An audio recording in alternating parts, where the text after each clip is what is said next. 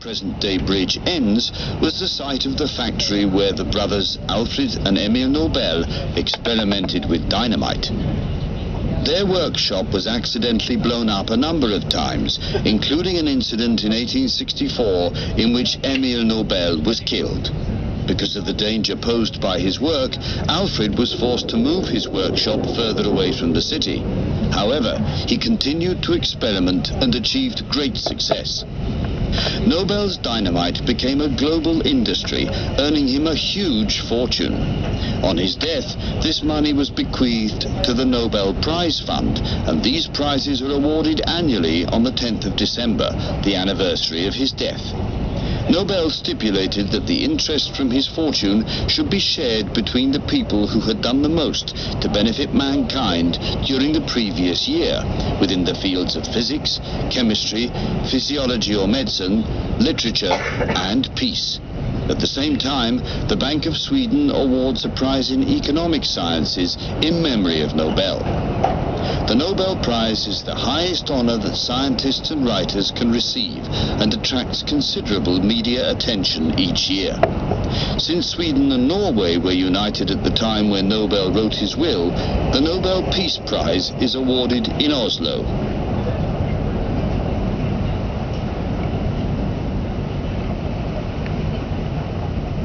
To the left, on the eastern point of Långholmen, is the Mellaren shipyard. This is Stockholm's oldest industry and has operated continuously at the same site since 1685. This is in stark contrast to the way in which other industries have disappeared and been replaced by offices and apartments. Now we can see the whole of central Stockholm with Stockholm City Hall, point 1, ahead of us. The red brick tower is 106 meters high and has 365 steps, taking visitors up to one of the city's most beautiful views. Stockholm City Hall opened in 1923 and is one of Sweden's best examples of national romantic architecture. The architect, Ragnar Östberg, wanted to emphasize and celebrate typical Swedish style, but was also impressed by the Renaissance palaces of Italy, which we can see in the arches along the water's edge. The Golden Hall and the Blue Hall are both well worth a visit. It's in the Blue Hall that the Nobel banquet is held, so you may have seen the inside of Stockholm City Hall during TV coverage of the event. During the week, Stockholm City Hall is where the city's 101 elected politicians work. Stockholm City Hall features 3 golden crowns at the top of the tower. Each one is the size of a small car. Tre Krona, or 3 crowns, was the name of the old royal castle which burnt down in Gamla Stan, the old town. The 3 crowns can also be found on the Swedish national coat of arms and on the jerseys worn by the Swedish ice hockey team. No one knows for certain where this symbol comes from, but it has been the symbol of Sweden since the 14th century. One theory is that the 3 crowns represent the 14th century union between the 3 kingdoms of Sweden, Norway and Skåne, the latter of which is now a province of Sweden. The large brick building to the right, point 17, is the München Brewery, one of the many breweries in Stockholm in the 19th century. Today, having survived fires and the threat of demolition, the building is home to offices, function rooms and parts of the Royal Swedish Ballet School. As you can see, the impressive brick facade has been preserved. To the right, you'll see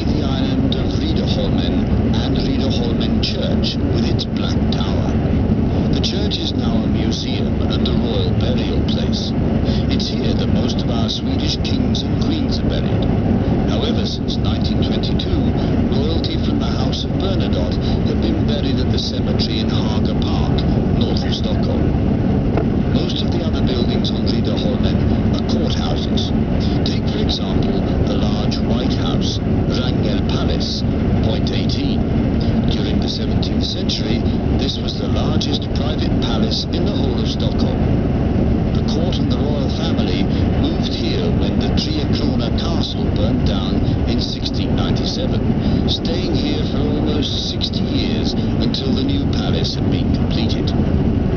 King Gustav III was born here in 1746 and was assassinated at a masked ball 46 years later.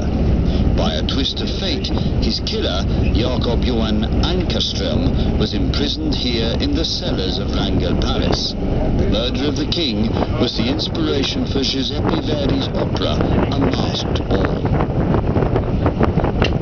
The round tower at the corner of the island, Point 19, is named after Stockholm's founder, Birger Jarl, who ruled the city during the 13th century.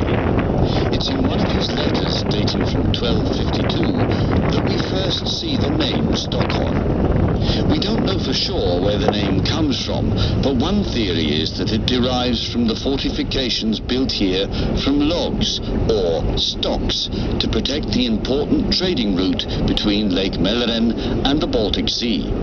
Traces of buildings in Gamla Stan show that Stockholm is at least 1,100 years old.